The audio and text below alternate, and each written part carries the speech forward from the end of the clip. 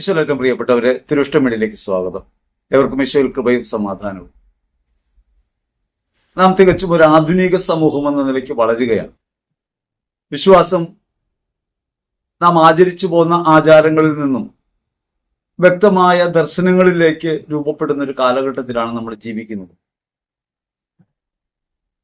എന്നാൽ അത്തരത്തിൽ നമ്മൾ മുൻപോട്ട് പോകുമ്പോഴും നമ്മുടെ ജീവിതത്തെ ബാധിക്കുന്ന ചില കാര്യങ്ങൾ, വിശ്വാസത്തിന് നേർ വിപരീതമായ ചില ആശയങ്ങൾ വിശ്വാസ ലോകത്ത് പതിയിരിക്കുന്നു, അവ ബലമാർജിക്കുന്നു എന്നത് കാണാതിരുന്നില്ല. നിരവധിയായ അന്ധവിശ്വാസങ്ങളും അനാചാരങ്ങളും നിലനിൽക്കുന്ന ഒരു സമൂഹമാണ് നമ്മുടെ പൊതുസമൂഹം. ആ പൊതുസമൂഹത്തിനകത്ത് വെളിച്ചം നൽകേണ്ട വിളക്കായി മാറേണ്ട ഒന്നാണ് ക്രൈസ്തവ വിശ്വാസം. ആ ക്രൈസ്തവ വിശ്വാസം തന്നെ അന്ധവിശ്വാസമായി അധപ്പതിക്കുന്ന കാഴ്ചകൾ നമുക്ക് നേരെ കാണാൻ കഴിയും. അത്തരത്തിലുള്ള നിരവധിയായ അന്ധവിശ്വാസങ്ങളെ കുറിച്ച് നാം ഈ പരമ്പരയിൽ പറയാറുണ്ട്. അന്ധവിശ്വാസത്തിന്റെ വ്യാപാരികൾ എന്ന് ഇക്കൂട്ടരെ നാം വിശേഷിപ്പിക്കുന്നത് ഏതെങ്കിലും തരത്തിൽ ആരെയെങ്കിലും അധിക്ഷേപിക്കാൻ വേണ്ടിയല്ല. വാസ്തവത്തിൽ അന്ധവിശ്വാസം മുഖേന വിശ്വാസത്തെ ഒരു കച്ചവടമാക്കുന്ന രീതി സഭയ്ക്കകത്ത് നിലനിൽക്കുന്നുണ്ട് എന്ന കാര്യം ഒരു യാഥാർത്ഥ്യമാണ്. പലപ്പോഴും നമ്മൾ പറയുന്നത് സഭയ്ക്ക് ശത്രുക്കളുണ്ട് എന്ന നിലയ്ക്കാണ്. നരക കവാടങ്ങൾ പ്രബലപ്പെടാത്ത സഭയെ വീഴ്ത്താൻ ഒരു ശക്തിക്കും സാധ്യമല്ല.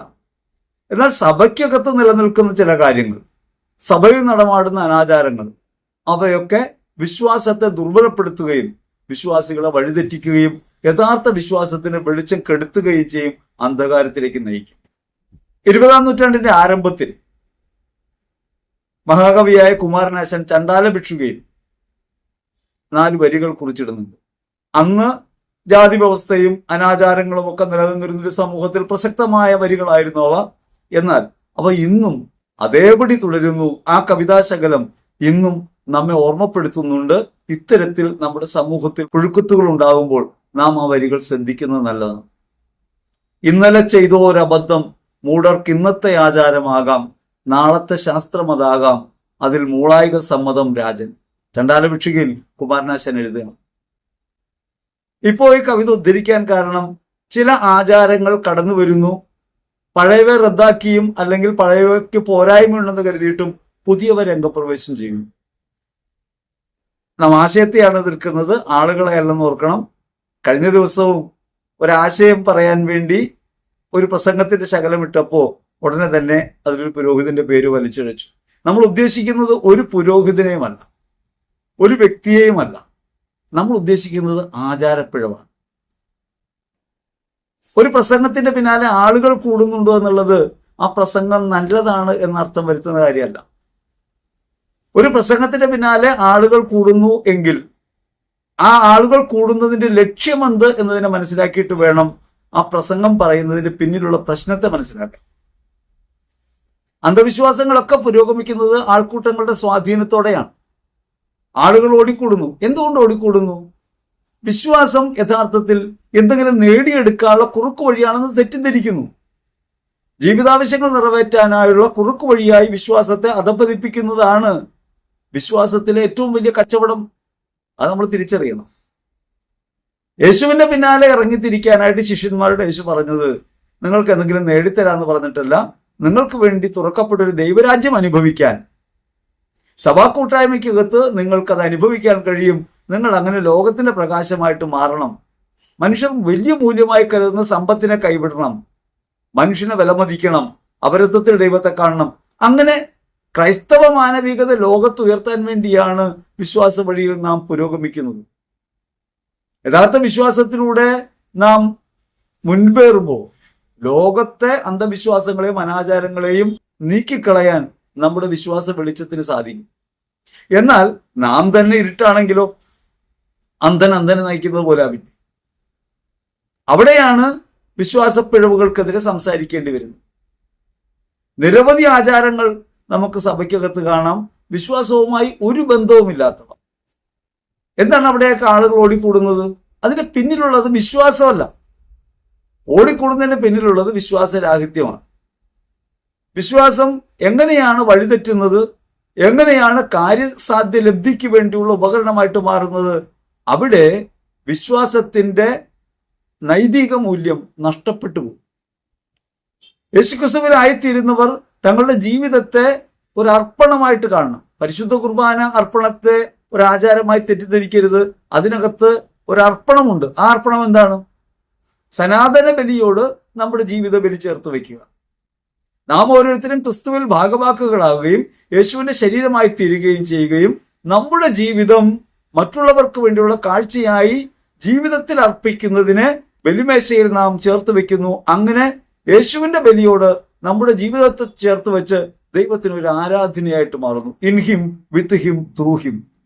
ക്രിസ്തുവിലൂടെ, ക്രിസ്തുവിനോടുകൂടെ, ക്രിസ്തുവിൽ തന്നെ പരിശുദ്ധാത്മാവുമായുള്ള ഐക്യത്തിൽ ദൈവത്തിനൊരു ആരാധനയായി മാറാൻ വിളിക്കപ്പെടുന്നവരാണ് നമ്മൾ. ആരാധനാ സമൂഹമാണ്.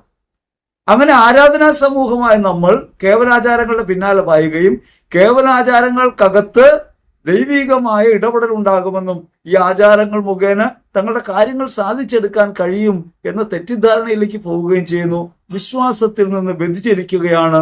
സഭയ്ക്കകത്ത് ചിതലരിക്കുന്നത് പോലെ ഇത്തരം അന്ധവിശ്വാസങ്ങൾ പെരുകുന്നുണ്ട്. അത്തരം അന്ധവിശ്വാസങ്ങൾ പെരുകുമ്പോൾ നടപടിയെടുക്കുന്ന പിതാക്കന്മാർ നമ്മുടെ ചുറ്റുപാടും ഉണ്ടായിട്ടുണ്ട്. നടപടിയെടുക്കുന്നവർ ഭാഗ്യസ്മരണാർഹനായ ഡാനിയൽ അച്ചാരി മറുപടി പിതാവിന്റെ ജീവിതത്തിൽ ഒരു സംഭവം എനിക്കറിയാം. ഒരു ദേവാലയത്തിൽ ഒരു തൊട്ടിലാട്ടം നടക്കുകയാണ്.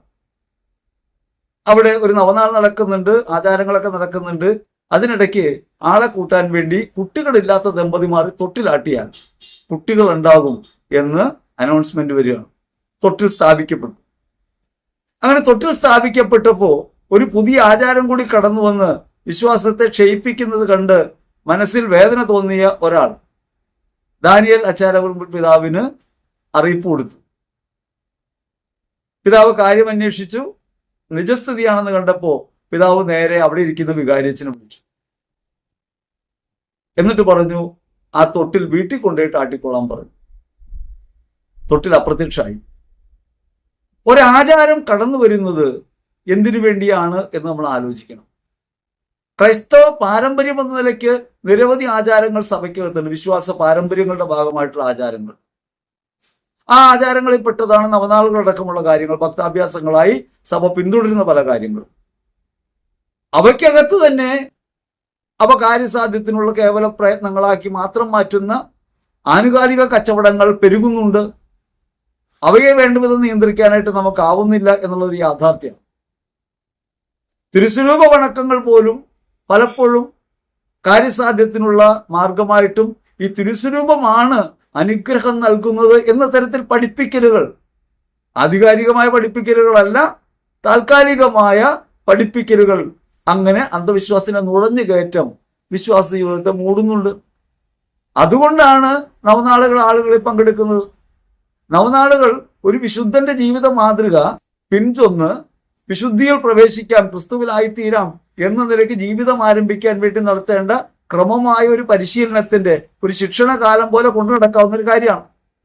9 ആഴ്ചകളിൽ കൃത്യമായി ഇത്തരത്തിൽ ഒരു ആശയത്തെ, ഒരു ജീവിതത്തെ മുന്നിൽ കണ്ടുകൊണ്ട് ക്രിസ്തുവിലേക്ക് അടുക്കാൻ കഴിയുമോ എന്ന പരിശോധന നടത്താൻ, അല്ലെങ്കിൽ അങ്ങനെ ഒരു പരിശീലനം ലഭിക്കാൻ അവസരം ഉണ്ടാകേണ്ടതിന് പകരം 9 നാളുകളിൽ നവനാളുകൾ കൂടിയാൽ കാര്യങ്ങൾ സാധിച്ചെടുക്കാൻ കഴിയുമെന്ന നിലയ്ക്ക് തെറ്റിദ്ധരിപ്പിക്കുകയും അത്തരത്തിൽ ആളെ കൂട്ടുകയും വിശ്വാസികളുടെ ഇടയ്ക്ക് യഥാർത്ഥ വിശ്വാസത്തിൽ നിന്ന് അപജയം ഉണ്ടാക്കുകയും ചെയ്യുന്നു. ഇതിനൊക്കെ വിമർശിച്ചുകൊണ്ടാണ് ധ്യാനങ്ങൾ വന്നത്. അവസാനം ധ്യാനങ്ങൾ എങ്ങനെയായി? കടം മാറാൻ ധ്യാനം, കുട്ടികൾ ഉണ്ടാകാൻ ധ്യാനം, കല്യാണം നടക്കാൻ ധ്യാനം, അങ്ങനെയായി മാറി.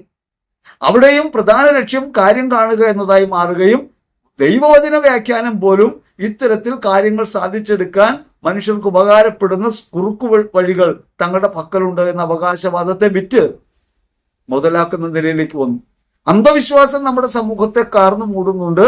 അന്ധവിശ്വാസം ക്രിസ്തുവിന്റെ പ്രകാശത്തെ കെടുത്തും സഭയുടെ പ്രകാശത്തെ കെടുത്തും എന്ന കാര്യം ഓർക്കണം.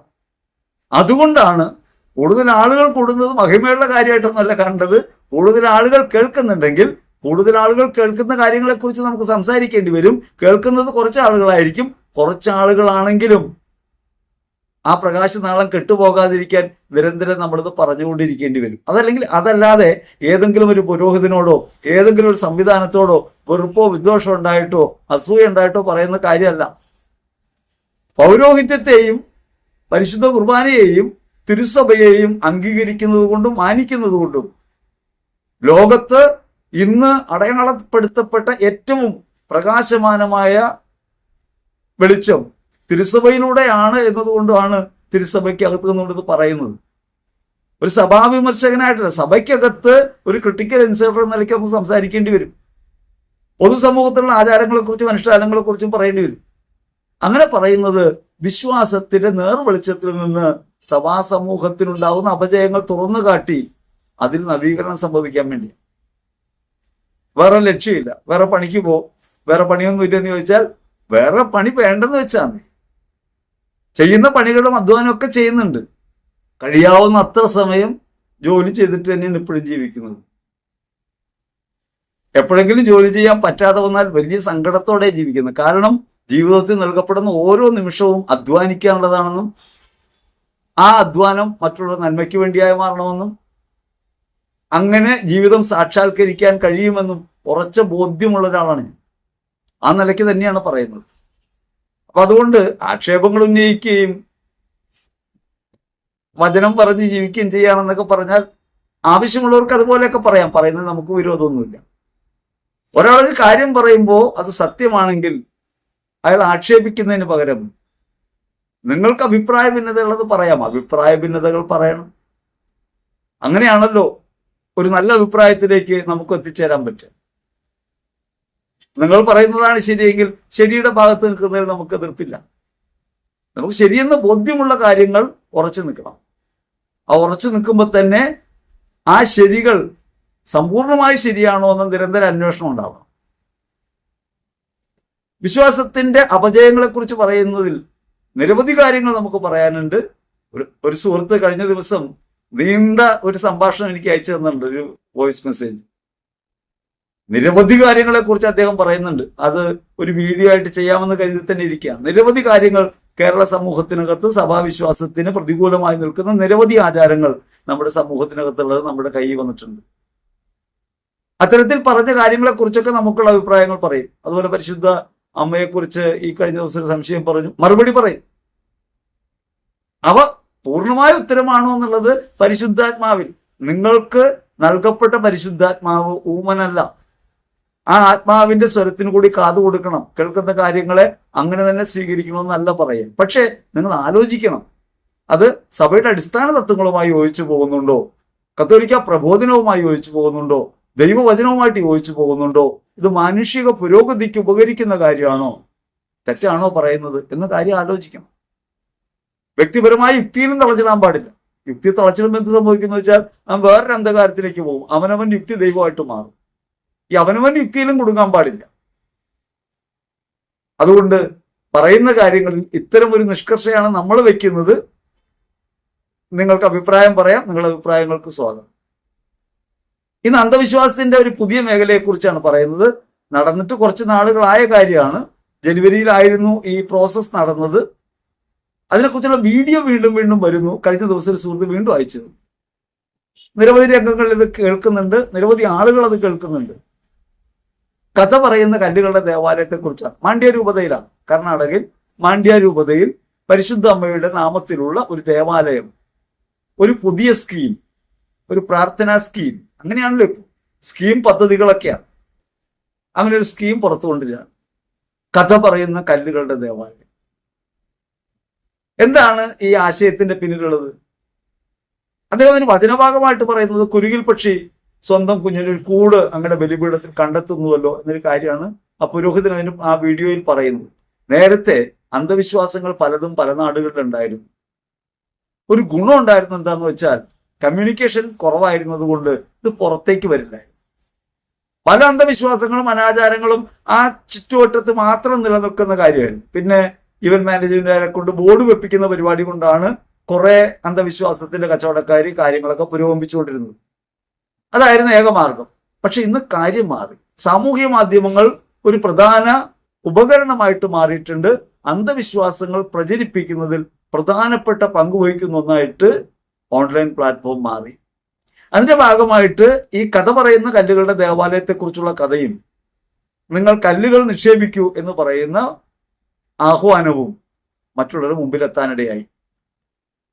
കല്ലിന്റെ കഥ ജനുവരി 19 കഴിഞ്ഞു എന്നാണ് പറയുന്നത്. ഇനി 5 കൊല്ലം കഴിഞ്ഞാൽ പെട്ടി തുറക്കും എന്നാണ് പറയുന്നത്. പക്ഷെ കഥ വീണ്ടും തുടർന്നുകൊണ്ടിരിക്കും. ഒരു അന്ധവിശ്വാസം സഭയിൽ പ്രബലപ്പെട്ടത് ആരും കാണാതെ പോയി, അല്ലെങ്കിൽ അതിനെക്കുറിച്ച് വിധി പറയേണ്ടവർ പറയാതെ പോയി എന്നുള്ളതാണ് പ്രധാനപ്പെട്ട ഒരു വിഷയം. ഈ ദേവാലയത്തിൽ പുരോഹിതൻ പറയുന്നത്, നിങ്ങൾക്ക് ഒരു കല്ല് നിക്ഷേപിക്കാം. ചെറിയ ഉരുളൻ കല്ലുകളാണ്, നല്ല ഭംഗിയായിട്ടൊക്കെ മെനഞ്ഞെടുത്ത കല്ലുകളാണ്. 5000 രൂപയാണ് വില കല്ലിന്റെ. പൈസ ഇല്ലെങ്കിലും കൊടുക്കുമെന്നൊക്കെ പറയുന്നുണ്ട്. 5000 രൂപയാണ് വില. ഈ 5000 രൂപയുടെ കല്ലുകൾ ബലിപീഠത്തിന്റെ താഴെ, മധുവകയിൽ ബലിപീഠത്തിന്റെ താഴെ ഒരു പെട്ടിയിൽ വെക്കും. അത് കുരുകിൽ പക്ഷി സ്വന്തം കൂട്, കുഞ്ഞിനൊരു കൂട് അങ്ങനെ ബലിപീഠത്തിൽ കണ്ടെത്തുന്നത് പോലെയാണെന്നാണ് പറയുന്നത്. എന്നെ വളരെയധികം സ്വാധീനിച്ച ഒരു വചനമാണ് കുരുകിൽ പക്ഷി അങ്ങയുടെ കുഞ്ഞിനൊരു കൂടും, മീവൽ പക്ഷി തന്റെ കുഞ്ഞുങ്ങൾക്കൊരു സങ്കേതവും അങ്ങയുടെ ബലിപീഠത്തിൽ കണ്ടെത്തുന്നുവെന്നും. ഞാൻ വിശ്വാസ പ്രഘോഷണം ആരംഭിക്കുന്ന സമയത്ത് എന്റെ ജീവിതത്തിൽ ഉണ്ടായിരുന്ന ഏറ്റവും വലിയ പ്രശ്നം എങ്ങനെ മുൻപോട്ട് പോകും. അന്ന് 2 കുഞ്ഞുങ്ങളാണുള്ളത്. അന്ന് 3 ആയിട്ടില്ല, 2 കുഞ്ഞുങ്ങളേ ഉള്ളൂ. ഈ 2 കുഞ്ഞുങ്ങളെ എങ്ങനെ ജീവിപ്പിക്കും? എല്ലാം ഉപേക്ഷിച്ച് ഈ ശുശ്രൂഷയ്ക്കായിട്ട് ഇറങ്ങിപ്പോരുമ്പോൾ എങ്ങനെയാണ് ജീവിതം മുമ്പോട്ട് പോകുക എന്നൊരു ധാരണ എനിക്കില്ല. ഉണ്ടായിരുന്നു. സ്വർണ്ണക്കട പൂട്ടി, പണിയൊക്കെ നിർത്തി, എല്ലാം കഴിഞ്ഞ് ഇറങ്ങാണ്. വീട്ടിൽ നിന്ന് ഇറക്കി വിട്ടു. അങ്ങനെ ഒരു വാടക വീടൊക്കെ എടുത്ത് താമസിക്കുന്ന സ്ഥിതിയിലേക്ക് വരുന്നൊരു സമയത്ത് പൂർണ്ണസമയം കർത്താവിന് വേണ്ടി ഇറങ്ങണമെന്നാണ് ഹൃദയത്തിന്റെ ആഗ്രഹം. അത് നടക്കാതെ വരും. കാരണം എങ്ങനെ ഇത് ചെയ്യും, എങ്ങനെ ഇതിനുള്ള വക കണ്ടെത്തും? വാടക കൊടുക്കാൻ കഴിയുന്നില്ല. അന്നും അധ്വാനിക്കുന്നുണ്ട്, ചെറിയ ബോർഡുകളിൽ കാർവ് ചെയ്യുന്നുണ്ട്, പക്ഷെ അത് കച്ചവടമാക്കാൻ പറ്റുന്നില്ല. പണി മുടങ്ങാതെ ചെയ്യുന്നുണ്ട്, കാശൊന്നും വരുന്നില്ല. അങ്ങനെ വളരെ ദരിദ്രമായ, ഏറ്റവും സങ്കടകരമായ ഒരു അവസ്ഥയിലൂടെ കഴിഞ്ഞു പോകുന്ന ഒരു കാലത്താണ് ഞാൻ ഈ വചനം ശ്രദ്ധിക്കുന്നത്. അതെന്റെ വീടിന്റെ, വാടകയ്ക്ക് താമസിക്കുന്ന വീടിന്റെ പോർച്ചിൽ ഒരു ബൾബ് പോയിന്റ് ഉണ്ടായിരുന്നു. അതിലൊരു വയറ് തൂങ്ങിക്കിടക്കുന്നുണ്ടായിരുന്നു. ആ തൂങ്ങിക്കിടക്കുന്ന വയറിൽ 2 കിളികൾ കല്ലുകൾ ഒട്ടിച്ച് കൂടുണ്ടാക്കി. അപ്പൊ എന്നും കുർബാന കഴിഞ്ഞ് വരുമ്പോൾ ഞാനത് കാണാനിടയായി. അങ്ങനെ കാണുമ്പോഴാണ് ഞാൻ ഈ കല്ലുകൾ ശ്രദ്ധിച്ചത്. അത് ഈ കൂട് മെനയുന്നു. എനിക്ക് വലിയ സന്തോഷം തോന്നിയൊരു കാര്യം, സമാധാനമുള്ളിടത്താണ് പക്ഷികൾ കൂടുകൂട്ടുക എന്നാണ് പറയുക. അപ്പോ എൻ്റെ വീടിനെ അങ്ങനെ കണ്ടല്ലോ, ഞങ്ങളുടെ ജീവിതത്തെ അങ്ങനെ കണ്ടല്ലോ എന്നൊരു ചിന്തയാണ് ആദ്യം ഉണ്ടായത്. മാത്രമല്ല, ബഡുവാനി എന്ന് പറയുന്ന സ്ഥലത്ത് ഉത്തരേന്ത്യയിൽ ഒരു പ്രഘോഷണ ദൗത്യമായിട്ട് പോകുമ്പോൾ അവിടെ ഞങ്ങൾ ബലിയർപ്പിക്കാൻ ചെന്ന ഒരു ദേവാലയത്തിന്റെ അൾത്താരയിൽ പക്ഷി കൂടുകൂട്ടുന്നത് കണ്ടു. അത് അതിശയകരമായ കാര്യമൊന്നുമല്ല. അവിടെ കാര്യമായ ശുശ്രൂഷ നടക്കാത്തതുകൊണ്ട് കിളികൾ ഈ ബലിമേശയുടെ അടിയിൽ കൂടുകൂട്ടിയിരിക്കുന്നു. ആ കിളികൾ ഈ ബലിമേശയിലൊക്കെ കയറി നടക്കുന്നു. ആ കാഴ്ചയാണ് ചെന്നപ്പോൾ കണ്ടത്. ഈ സംഭവങ്ങളുമൊക്കെ കോർത്തിണക്കിക്കൊണ്ടാണ് കുരുകിലൻ കുഞ്ഞിന് കൂടൊന്നു കൂട്ടുവാൻ നിൻ ബലിമേശയിൽ അണയുന്നു നാഥ എന്ന് പറഞ്ഞൊരു പാട്ട് ഞാൻ എഴുതിയത്. അഭയം തരണേ ഗുരുവേ ശരണം, ശരണം തരണേ ഗുരുവേ അഭയം. അത് ഞാൻ എഴുതാൻ കാരണം എൻ്റെ ജീവിതവുമായി ബന്ധമുള്ളത് കൊണ്ടാണ്. അപ്പൊ ഞാൻ പറഞ്ഞത് ഈ ഒരു വചനമാണ് പറയുന്നത്. കുരുകിൽ പക്ഷി സ്വന്തം കുഞ്ഞിന്റെ കൂട് കണ്ടെത്തുന്നത് ദൈവത്തിന്റെ ബലിമേശയിലാണെന്ന് സങ്കീർത്തകൻ പറയുന്നു. സങ്കീർത്തനം 84:3 എന്റെ രാജാവും ദൈവവുമായ സൈന്യങ്ങളുടെ കർത്താവെ, കുരുകിൽ പക്ഷി ഒരു സങ്കേതവും മീവൽ പക്ഷി തന്റെ കുഞ്ഞിനൊരു കൂടും അങ്ങയുടെ ബലിമേശയിൽ കണ്ടെത്തുന്നുവല്ലോ. അതിൽ ഈ മീവൽ പക്ഷി എന്ന് പറയുന്നത് യഥാർത്ഥത്തിൽ എൻ്റെ പേരിന്റെ അർത്ഥമാണ്. മാർട്ടിൻ എന്ന പേരിന് അങ്ങനെ അർത്ഥമുണ്ട്, മീവൽ പക്ഷി. അതാണ് എന്നെ സ്പർശിച്ചത്. അപ്പൊ ഞാൻ പറഞ്ഞു വന്നത്, ഇങ്ങനെ ഒരു വചനം എടുത്തിട്ടാണല്ലോ ഈ അഭ്യാസം മുഴുവൻ നടത്തുക.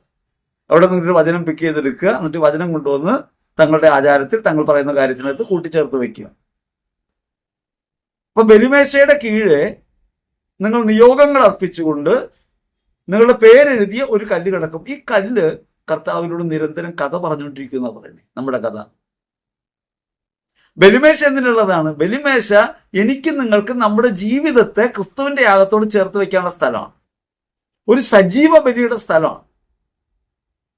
കല്ല് കഥ പറയുന്നത് അന്ധവിശ്വാസമല്ലേ? കല്ലാണോ കഥ പറയുന്നത്? നമ്മുടെ ഹൃദയമാണോ ദൈവമായിട്ട് സംസാരിക്കുന്നത്? കല്ലുകൾ പ്രാർത്ഥിക്കുമെന്ന് പറയുന്നത് ഏത് വിശ്വാസധാരയിൽ നിന്ന് വന്നതാണ്? കല്ലിന് ജീവനില്ലെന്ന് നമുക്കറിയാലോ. ജീവനില്ലാത്ത കല്ലിന് എങ്ങനെയാണ് നമ്മുടെ കാര്യങ്ങൾ ദൈവത്തോട് പറയാൻ കഴിയുക? അഥവാ നിങ്ങളുടെ നിയോഗങ്ങൾ പറഞ്ഞിങ്ങനെ പ്രാർത്ഥിച്ചുകൊണ്ടേ കല്ലിരുന്നോളും, എന്ന് പറയുന്നത് ഏത് മടയത്തരമാണ്? 2 കുർബാന ഡെയിലി ഈ ബലിമേശയിൽ അർപ്പിക്കുന്നുണ്ട്, ഞായറാഴ്ചകളിൽ 3 അർപ്പിക്കുന്നുണ്ട്. അങ്ങനെ അർപ്പിക്കുന്ന ബലികളിലൊക്കെ ഈ കല്ലുകൾ, നിങ്ങളുടെ ആവശ്യങ്ങൾ, നിയോഗങ്ങൾ ഈ കുർബാനയോട് പറഞ്ഞുകൊണ്ടിരിക്കും എന്ന് പറഞ്ഞാൽ, കുർബാന എന്നത് ആവശ്യങ്ങൾ പറയാനുള്ള വേദിയല്ല എന്നത് ഒരു കാര്യം.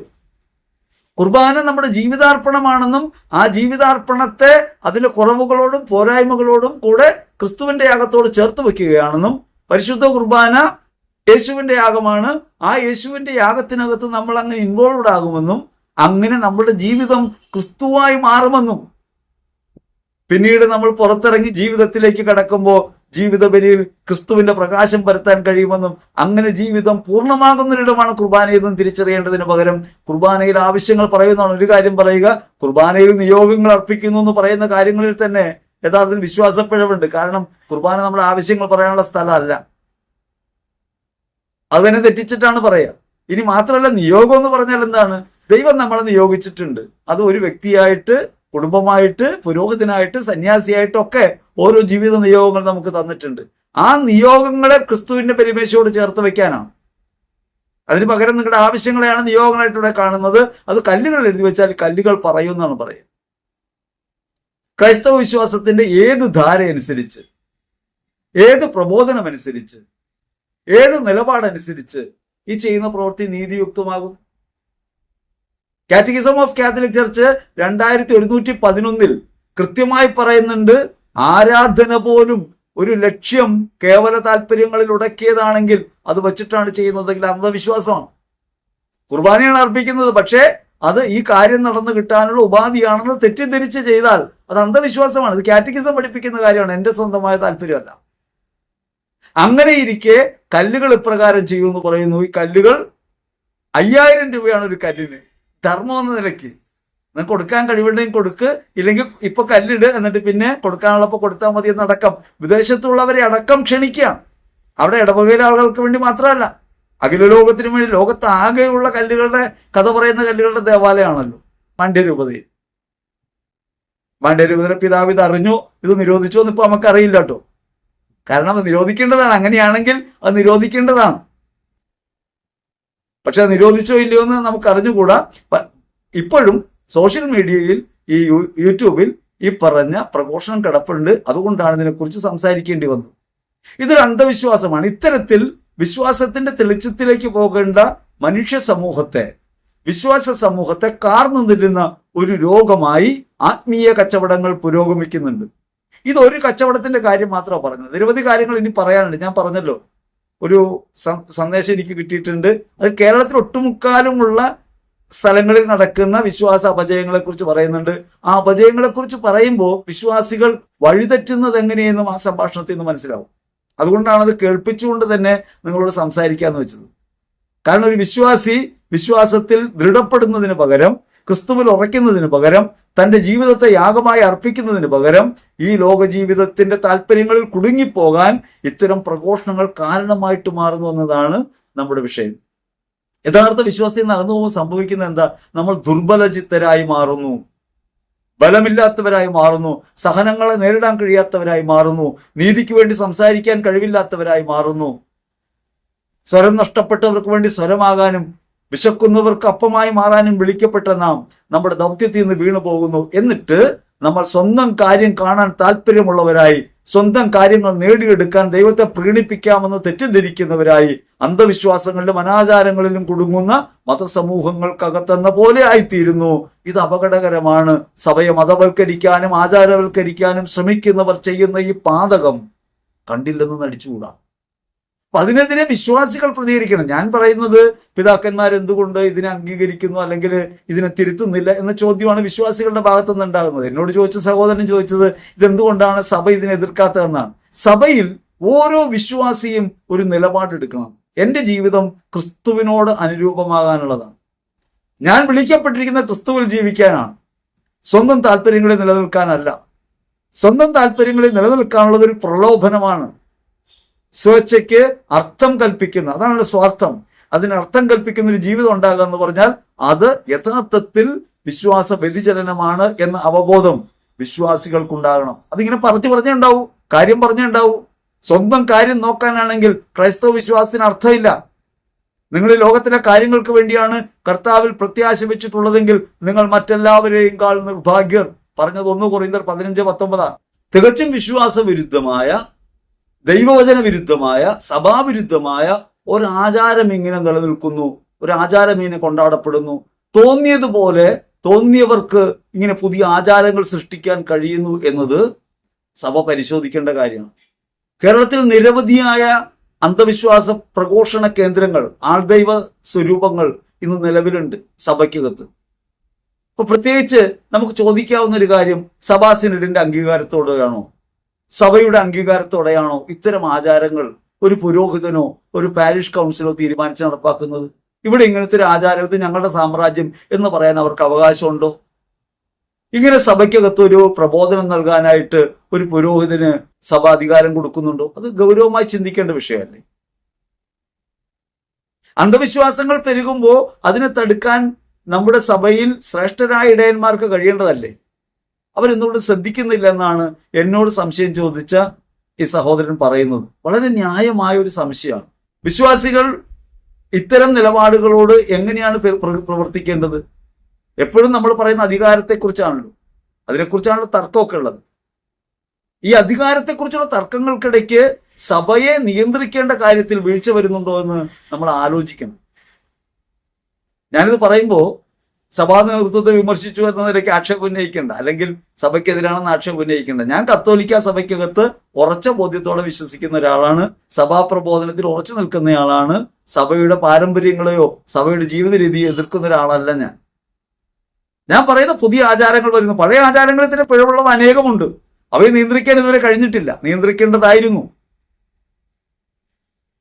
വിശ്വാസത്തെ വില കുറച്ച് കാണുന്ന നിരവധി ആചാരങ്ങൾ. പക്ഷെ ഇത്തരത്തിൽ ആചാരങ്ങൾ ഉണ്ടാകുമ്പോഴും നമ്മൾ നിശബ്ദരായി കളയുന്നു. അതെന്തുകൊണ്ട്? ഈ ചോദ്യം അർത്ഥവത്താണ്, ചോദിക്കാതിരിക്കാൻ നിവൃത്തിയില്ല. വിശുദ്ധ കുർബാനയിൽ സജീവ പങ്കാളിത്തം ഒരു മനുഷ്യന്റെ വ്യക്തിയുടെ പ്രശ്നമാണ്. അതൊരു കല്ലിന് പകരം വെക്കാൻ കഴിയുമെന്നുള്ളതാണ് അടുത്ത ചോദ്യം. ആ ചോദ്യം നിങ്ങൾ നിങ്ങളോട് തന്നെ ചോദിക്കണം. നിങ്ങൾക്ക് പകരം ഒരു കല്ല് മതിയോ? ഒരിക്കൽ ഒരു സഹോദരനോട് പൂർവികരുടെ പാപത്തിന് 1000 കുർബാന ഇരിക്കാൻ പറഞ്ഞു. 1000 കുർബാന. 1000 കുർബാനയ്ക്ക് എത്ര രൂപ വരുമെന്ന് അറിയാമല്ലോ. ഒരു സ്ഥലത്തുണ്ടായ കാര്യമാണ്. ഞാൻ അദ്ദേഹത്തോട് പറഞ്ഞു, നിങ്ങൾ ഇടവകയിൽ വികാരിച്ചുകൊണ്ട് പോയി കുമ്പസാരിച്ചിട്ട് അത് റദ്ദ് ചെയ്യണം. ഒരു കുർബാനയ്ക്ക് കാശ് കൊടുത്തുള്ളത് റദ്ദ് ചെയ്യണം. പൂർവികർക്ക് വേണ്ടി ഇങ്ങനെ കുർബാന അർപ്പിച്ചാൽ നിങ്ങളുടെ ജീവിതത്തിലെ കഷ്ടപ്പാടുകളൊക്കെ മാറിക്കിട്ടുമെന്നാണ് പറഞ്ഞത്. അങ്ങനെയാണെങ്കിൽ ചോദിക്കട്ടെ, ഒരു 1 ലക്ഷം രൂപ ബാങ്കിലിട്ടിട്ട് അതിന്റെ പലിശ കൊണ്ട് ഡെയിലി കുർബാന ചെല്ലിക്കാൻ പറഞ്ഞാൽ ആത്മാക്കൾ രക്ഷപ്പെടും?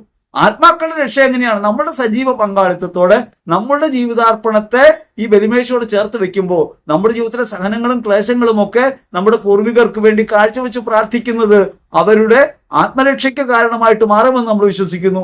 ഒപ്പം തന്നെ സഭ പറയുന്നത് എന്താണെന്നറിയാമോ? സഭ പറയുന്നത് അങ്ങനെ നമ്മിൽ നിന്ന് വേർപിരിഞ്ഞു പോയി അദൃശ്യ ലോകത്തായിരിക്കുന്നവരുമായി സഹവസിക്കാൻ സഭ നമ്മെ പഠിപ്പിക്കുന്നു എന്നാണ്.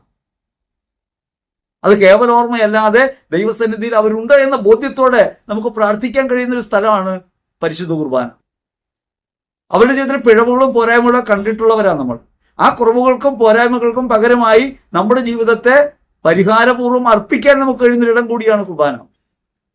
അതിന് പകരം കല്ലുകൾ അത് പറഞ്ഞോളൂ എന്ന് പറഞ്ഞാൽ, നിങ്ങളുടെ ജന്മദിനത്തിൽ വിവാഹ വാർഷികത്തിന് ഒക്കെ ഒരു കല്ലിട്ടിട്ടുണ്ടെങ്കിൽ ആ കല്ല് കാര്യമൊക്കെ പറഞ്ഞോളൂ എന്ന് പറഞ്ഞാൽ നമ്മൾ ആരായി? ജീവിക്കുന്ന മനുഷ്യനെ കല്ലാക്കി മാറ്റുന്ന, അല്ലെങ്കിൽ കല്ലുകളാണ് യഥാർത്ഥത്തിൽ ജീവനുള്ളവയെന്ന് പറയുന്ന ഒരു അന്ധവിശ്വാസത്തിന്റെ പ്രബലമായ പ്രഘോഷണമാണ് ഈ പറഞ്ഞ പ്രവൃത്തിയിലൂടെ ആ രൂപതയിലെ പള്ളി ചെയ്തത്. ഇത് ഒരിടത്ത് ഒരു തരത്തിലാണെങ്കിൽ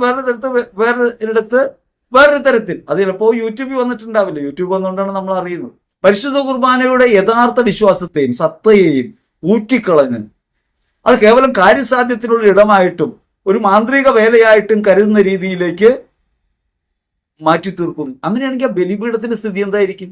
എന്നും കുർബാന അർപ്പിക്കപ്പെടുന്ന ബലിപീഠം, എന്നും കുർബാന നോക്കിച്ചിരുന്ന തക്സ ഉണ്ടല്ലോ, അത് കുർബാന കുപ്പായം, അതൊക്കെ എങ്ങനെയായിട്ട് മാറും?